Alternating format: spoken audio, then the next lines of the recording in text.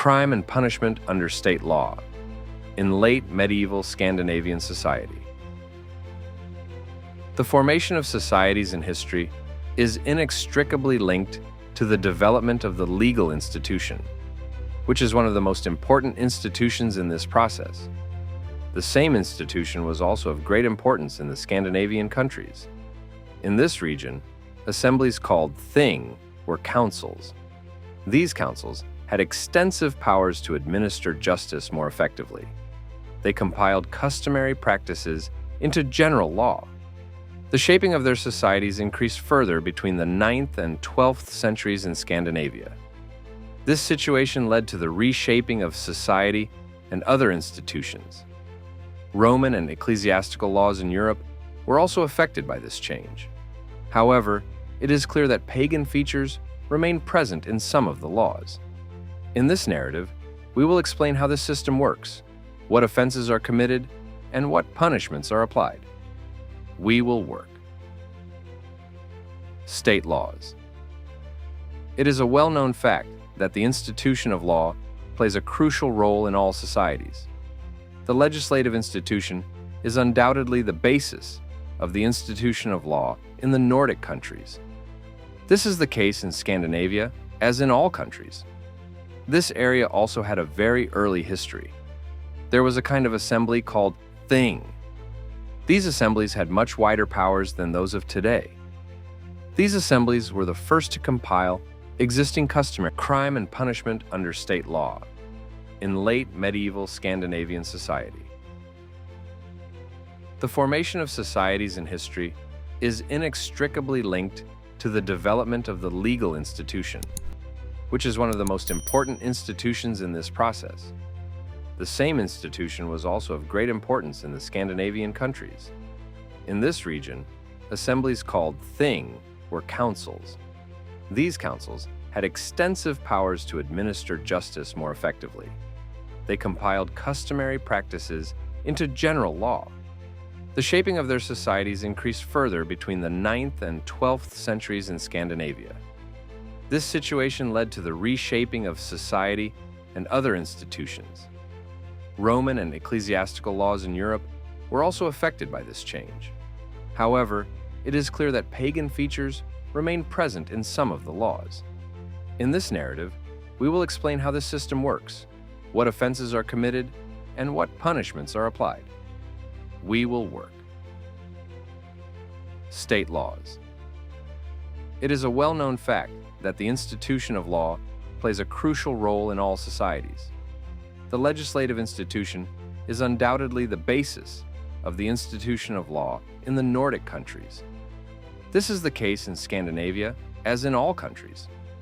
This area also had a very early history. There was a kind of assembly called thing. These assemblies had much wider powers than those of today. These assemblies were the first to compile existing customary practices and make them into general law. They also had legislative identity and held judicial power.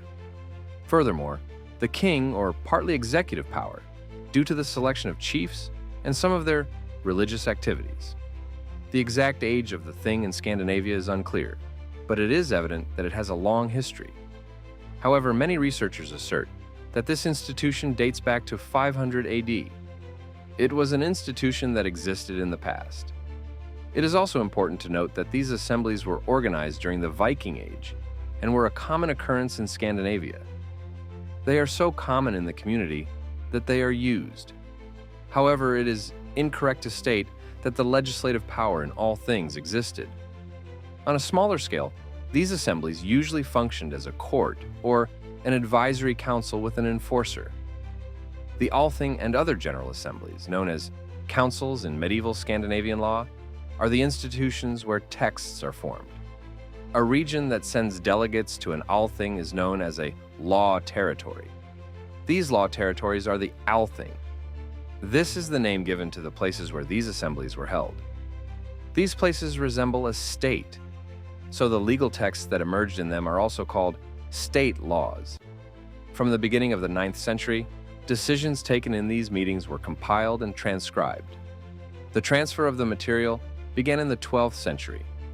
A thorough analysis of the laws of the provinces reveals that they are clearly influenced by Roman and Church laws in Europe. However, it is evident that the concepts included in these laws date back to much earlier periods, and that many of these texts retain pagan characteristics based on the provisions. Crime and punishment under state law in late medieval Scandinavian society. The formation of societies in history is inextricably linked to the development of the legal institution, which is one of the most important institutions in this process. The same institution was also of great importance in the Scandinavian countries. In this region, assemblies called thing were councils. These councils had extensive powers to administer justice more effectively. They compiled customary practices into general law. The shaping of their societies increased further between the 9th and 12th centuries in Scandinavia. This situation led to the reshaping of society and other institutions. Roman and ecclesiastical laws in Europe were also affected by this change. However, it is clear that pagan features remain present in some of the laws. In this narrative, we will explain how this system works, what offenses are committed, and what punishments are applied. We will work. State laws. It is a well-known fact that the institution of law plays a crucial role in all societies. The legislative institution is undoubtedly the basis of the institution of law in the Nordic countries. This is the case in Scandinavia, as in all countries. This area also had a very early history. There was a kind of assembly called thing.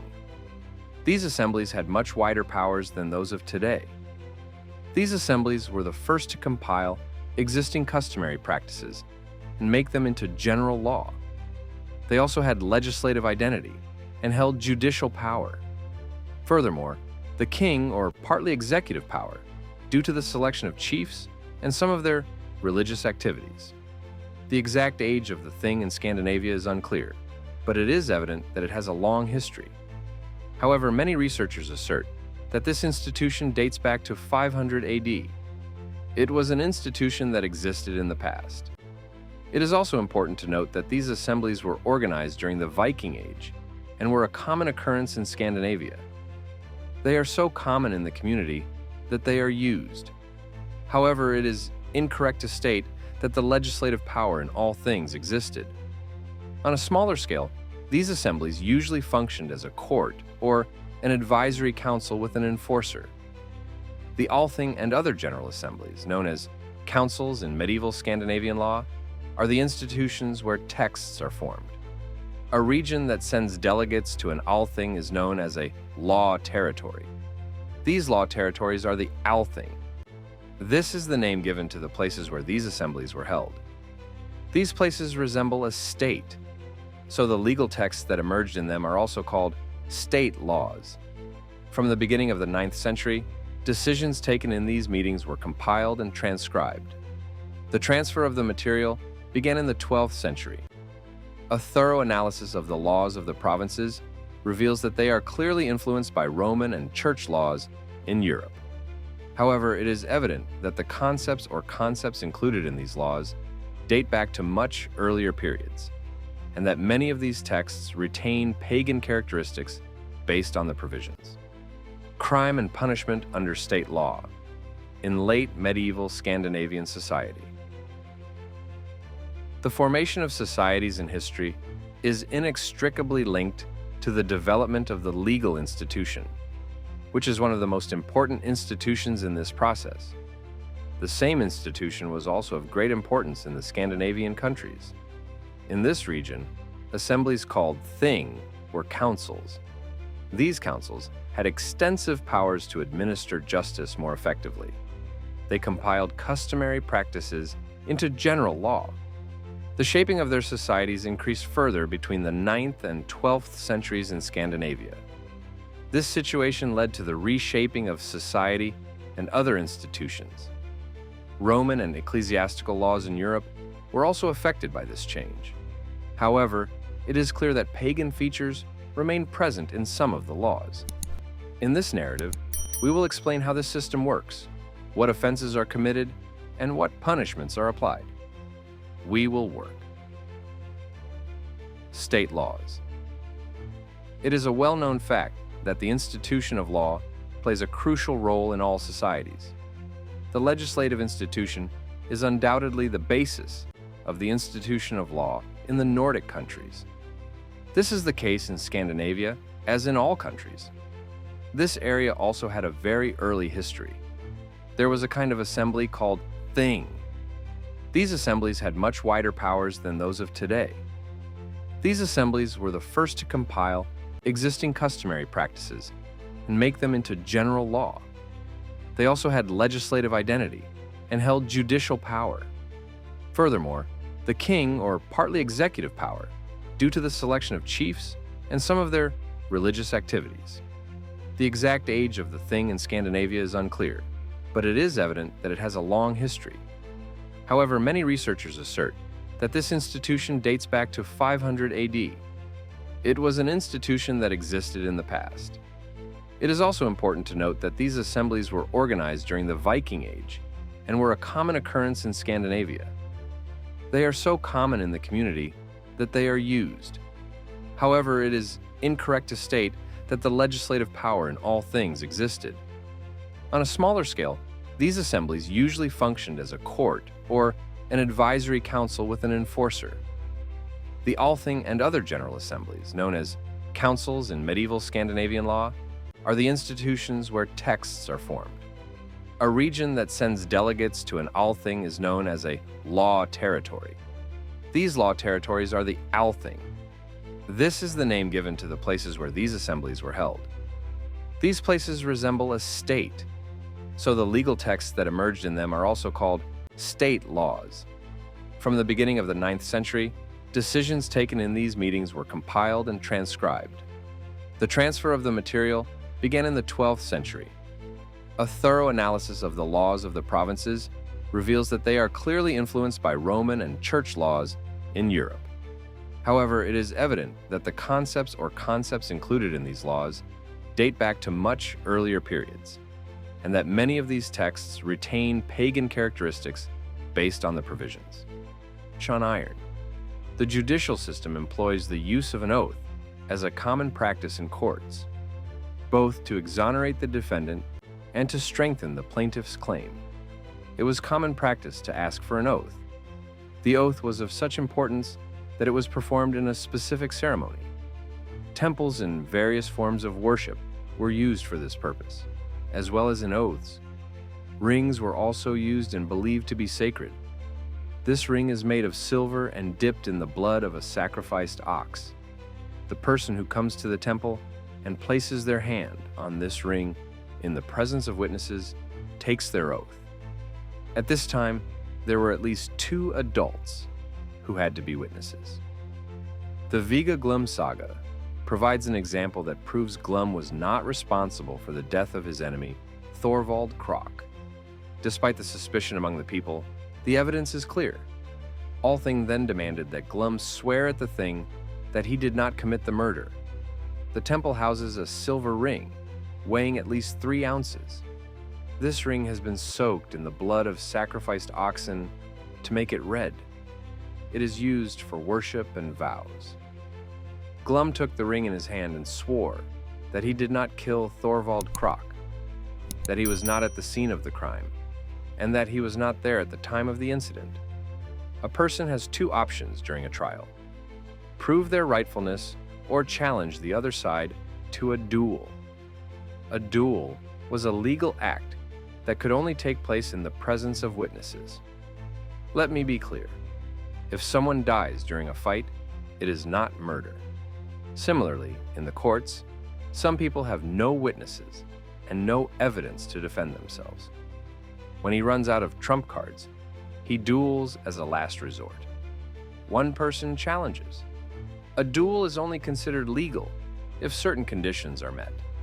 Firstly, a duel is a duel in which no one disturbs the combatants.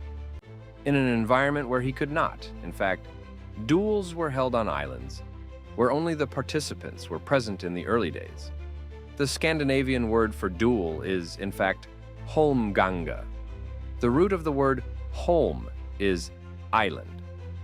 However, later on, duels were organized on borders in various ways, in designated spaces instead of islands. The sagas contain numerous examples of resorting to a duel in court. One such example is that of Egil and the Short Horseman in the Egil saga. In this case, two characters named Egil and Short Rider boldly presented their cases before the judges and laid out their claims. Egil demanded his money. Atli, on the other hand, made a strong defense backed up by the man's oath, stating that there was no money.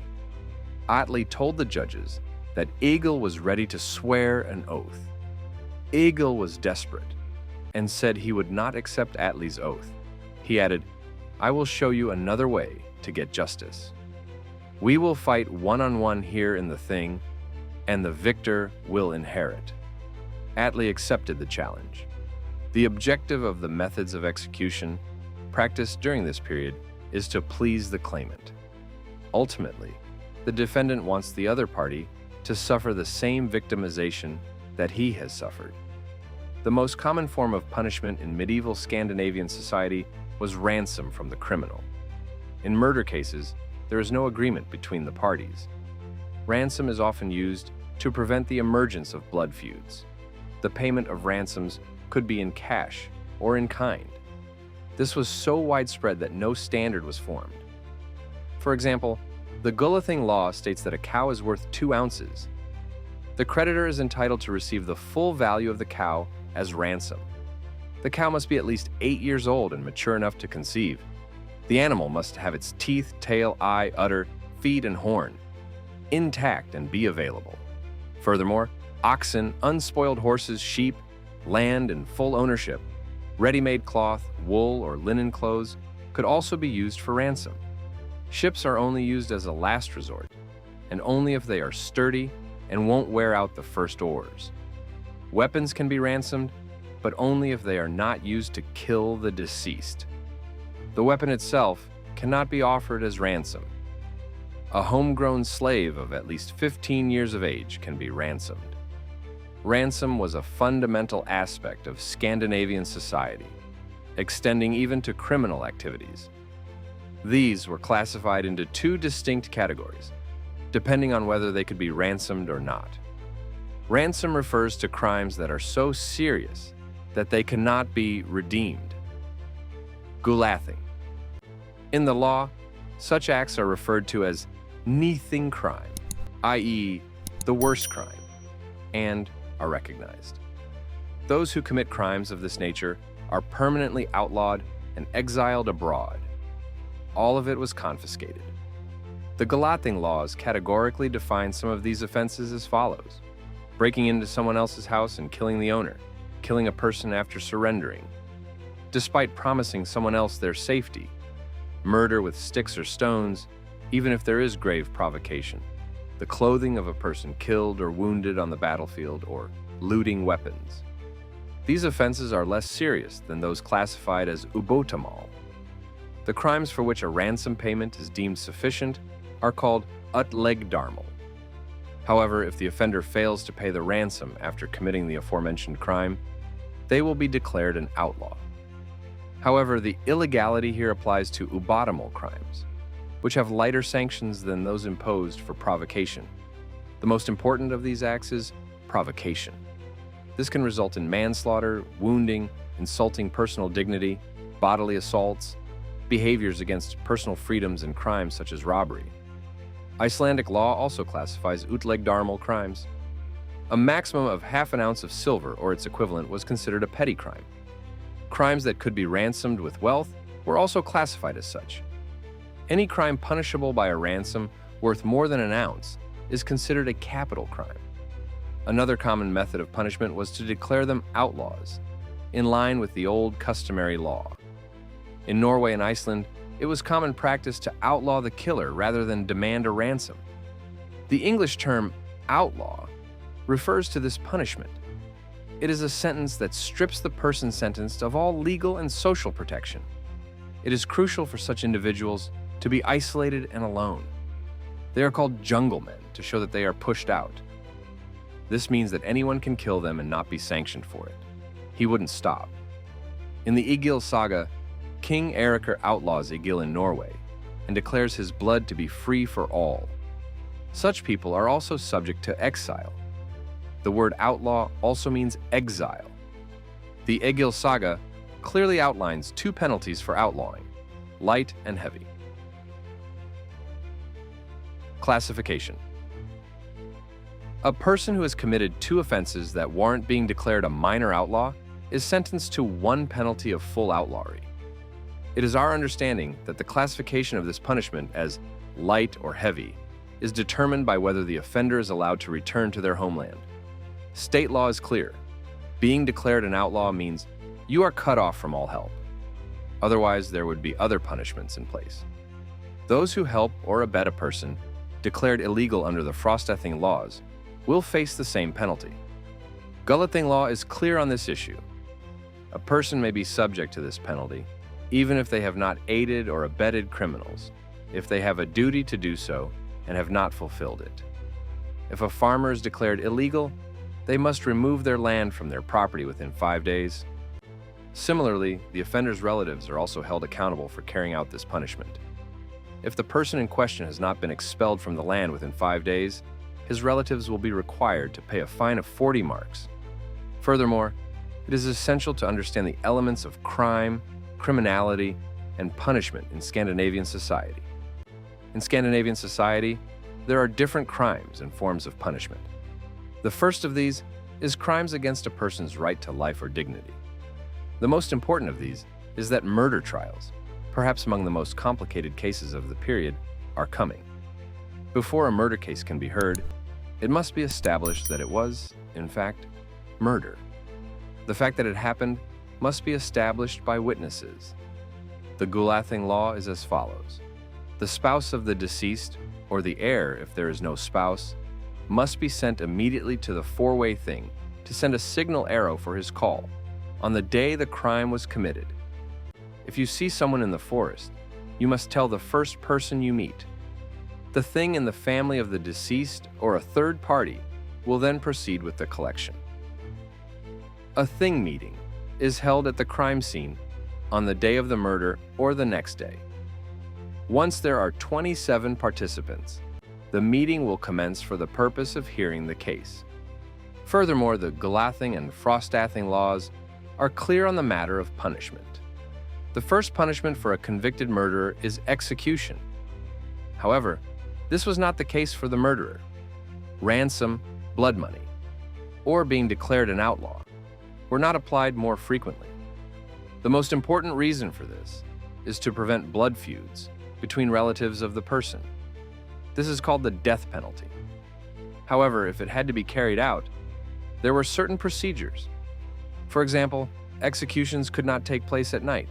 Indeed, an execution carried out at night was regarded as murder, not execution.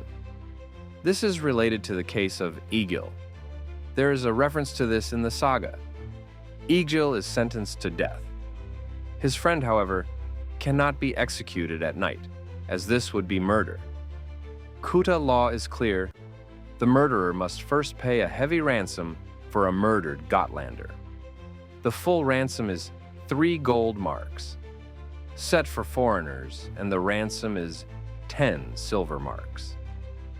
The murderer is the first liable party for the compensation determined in the ransom transaction. In the event of his failure to pay or his death without paying, the compensation is collected from his relatives and distributed to the relatives of the deceased. Each relative was required to pay the other party the ransom in full. The list of names and quantities was called a saktal. Gulathing law is clear. If the deceased was a farmer and his father had no other son, the murderer must pay his father a ransom of 10 marks. This is the equivalent of 32 cows. This is the first ransom. He must pay 5 marks to his brother, which is the second ransom or the sibling ransom. The third ransom is 4 marks and is paid to the cousin. This is the equivalent of about 13 cows. The murderer is the first to pay the ransom. This is paid to the father of the deceased, or, if he is absent, to his son. The second ransom is paid to the brother of the deceased if it is a sibling ransom. If the murderer has no brother and the deceased has a brother, the murderer pays it himself. The third ransom is paid by the paternal cousin of the murderer and the paternal cousin of the deceased to their cousin on their side. The murderer must pay a ransom to 4 types of female relatives of the deceased. These are his mother, daughter, sister, and wife. 2 ounces each is the amount that must be paid. If none of the aforementioned relatives are available, the son of the deceased shall receive his share. As previously stated, the relatives of the deceased are to pay the murderer's ransom, not the other way around. They can also demand his execution. The court shall grant this right to the relatives of the deceased to leave the family. Priority in blood feuds was determined by kinship status. The brother of the deceased had this right first. If the male had no brothers, this duty fell to other male relatives. It could go as far as 4th-degree relatives. Even those who were fed or had a blood brotherhood with the deceased were included in this chain, such as family members. Blood feuds have their own rules. The death penalty was forbidden, and executions could not be carried out at night. Likewise, failure to comply was murder. The person with whom the blood feud is to be settled could not have been the instigator. The rule that whoever delivered the fatal blow is responsible was kept. The Egil saga states the following. Ulfr, King Kveldulfr, went to mend fences between Harald and Thorolf's father, Kveldulfr. He relates the incident to Ulfr. Ulfr stated that Thorolfr received the killing blow from King Harald and fell at his feet. Kveldulfr then states that, according to tradition, revenge is to be taken from whichever of them it fell at his feet. Nevertheless, the sagas indicate that, in certain instances, if the perpetrator could not be identified, the male was killed. Additionally, revenge was sometimes taken by destroying one of their wagons. This was the result of mutual loss from generation to generation and the people of the region. Even after Christianity arrived in the region, the custom survived. The handling of the case will undoubtedly result in an increase in the sentence.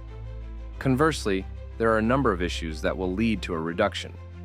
The key considerations are self-defense, provocation, the murderer's treatment of the corpse, whether the murderer concealed the incident, and intent in the murder. The fact of whether or not the murder took place in the victim's home is one of the most important of these considerations. Killing a person in their home is a very serious offense under Frostething law. There is no doubt about that. The fact that the murder took place in the victim's house is an aggravating circumstance. No one, not even a king, has the right to kill another person in their own home. In such a case, the Thing Council is convened immediately, and the murderer is sentenced to death. If the murderer flees, he is not allowed to return to his land. If someone kills or maims someone in their home, they will be sentenced to death. The public will be compensated with 12 marks, and the victim's relatives or the disabled victim will also receive compensation. If the murderer obscured the evidence or hid the body, he was punished more severely. If the murder was committed publicly, or if he announced it immediately, he would have been sentenced less harshly for manslaughter without premeditation. In Scandinavia, mistreatment of the corpse was a grave insult, and the murderer was punished regardless of whether it was justified or not. This was the case with Gulathing law, which states the following. If the murderer does not see the face of the deceased, he must pay a ransom of 1 ounce for each molar. The one he killed must cut off part of the person's face, or an organ of the body, or he must pay a ransom of 12 ounces. If he kills him by throwing him off a cliff, pushing him into the water, or similarly kills without shedding blood, he must pay a ransom of 3 marks for this grave insult. If a man separates the head of a person he has killed from his body and places it somewhere else, it is considered a grave insult, and he must pay a ransom of 3 marks. This is the punishment for murder. The murderer must set the body of the person he killed on fire or in a stream. He must pay a ransom of 12 ounces for each wound of the deceased. The killer must not torture the corpse. If he does, it will not end. Furthermore, he is required to preserve the body after the event. Gulathing is explicitly prohibited by law. If someone is killed in the forest, the killer must first cover the body to prevent wild animals from harming it. If he fails to do so and the body is damaged, this is a separate crime. The first person they come across must be informed. The murderer's failure to bury the corpse, i.e., allowing wild animals to tear it apart, is considered desecration of the dead and will be punished. A person stabs their opponent with their weapon and then shoots them in the body. The person in question dies. It is not considered a homicide or a lesser homicide. It is a case of secret murder. Gisli provides an illustrative example in the saga. While Vestine was sleeping, someone or some people left a spear in his chest. This is called his sister Aud, who came to the body, took the spear from his chest, and with him. Therefore, it is not a secret murder, and he has the right to take revenge. If the weapon was still in the wound, it would be a secret murder. I am convinced that this is the correct assessment of the situation. The killer wanted to stop the bleeding by not withdrawing his weapon. This is sexual harassment. Let me be clear. Sexual harassment is another issue that mitigates the murderer's punishment. In fact, under Gulathing law, murder is justified in the case of sexual harassment. It is clear that if a man harasses another man's wife, daughter, sister, mother, stepmother, brother's wife, or stepdaughter, the victim may kill the abuser. However, he or she must inform the first person he or she encounters about the act he or she has committed, and the prosecution must provide a rationale for its decision. The relatives of the deceased were then able to call a thing meeting. The person who killed is questioned in the thing. They must defend themselves by explaining why they killed the person. It is a striking feature of state law for murder trials that if the murderer is a woman and the deceased is a man, it is more likely to be a woman than a man. This results in a lighter sentence. The Gulathing laws are clear on this matter. If a man kills a woman, it is as if he had killed a man and is punishable by death. However, if a woman kills a man, she is declared an outlaw. However, if a woman kills her husband, this rule does not apply. The Frostething laws are clear. If a woman kills her own husband, the murderer will receive the punishment of aggravated murder. The deceased husband's male relatives had no right to ransom the murdered wife. They could, however, kill or maim her. Furthermore, the woman must pay a fine to the king from her own property. The Gouda law states that if a pregnant woman is killed, the murderer must pay a ransom. If the child was alive before the murder, the ransom is 24 silver marks for the woman and 12 silver marks for the child. If the woman is not dead but the child has been miscarried, the ransom is 10 silver marks. The fact that the murderer is a minor or mentally handicapped is of no consequence. There would be no reduction of penalties. However, there were some exceptions. The Frostething laws state that if a child commits murder, the penalty is as follows. The murdering child takes his movable assets with him and is sent into exile. The murderer must leave those lands within 5 days if the incident took place in summer, or within 2 weeks if it happened in winter. The Gouda law is more flexible in this regard. It states that the child must pay a ransom of 12 silver marks. The punishment for killing a slave is the same as for killing a free person. There is no exception. This is reflected in the Gulathing laws as follows. It is reported, a man kills his slave and makes it public or administrative. If he does not report it to the authorities, he is considered a murderer. If he reports it, there is no problem. In the opposite case, that is, if there is an allegation that a slave killed a man, the owner may, if he deems it necessary, deny it on his behalf and swear an oath to the contrary. He has the right to make a defense. If his defense and oath are not accepted, the owner of the slave is declared an outlaw. If the slave owner refuses to swear, he will either lose his slave or pay a ransom of 40 marks. If a slave belonging to different owners kills another slave, the owner of the murderer's slave must pay a ransom to the owner of the deceased slave. Njal Sagata, Gunnar's slave, kills another slave. Gunnar pays Njal a ransom of 12 silver ounces. It is the only option open to him. In the same saga, a slave of Njal's killed a farmer of Gunnar's. Njal had to pay. Quota. The law is clear. If a person kills another person's slave, 4 marks must be paid in ransom. If an attack does not result in a kill, but leaves the other party wounded, the punishment here is undoubtedly the payment of a ransom and the reimbursement of the expenses incurred. However, it is clear from an examination of state laws that cases of wounding are subject to a number of intriguing considerations. For example, the amount of punishment is determined by whether blood flows or not, as well as the instrument used. If a person throws an object at another person and it hits them, but there is no blood, the perpetrator must pay a ransom for half a wound. If blood flows, he must pay a full ransom for wounding, plus the cost of treatment. He will also be forced to pay a fine to the king. If someone sets another person on fire or throws them into the sea, the aggressor must pay compensation and cover the victim's costs. When one person attacks another, the aggressor must pay 1 ounce for each torn piece of the victim's clothing and 1 ounce for each time the victim was attacked while getting out of bed. This additional ransom is in addition to the ransom for the wound itself. The size of the wound was also a determining factor. In Gotalag, the rule is clear. If you injure someone, you pay a ransom of half a mark for each wound. However, different ransoms were charged for injuries inflicted by throwing knives or other objects. If someone is wounded with a knife, the aggressor must pay 2 marks of silver. If the wound was caused by throwing an object, the aggressor must pay 3 marks. Another issue is, which is the injured organ or the organ in question? The question is whether the organ can function or not. The answer is clear. A man can use another man's arm or leg.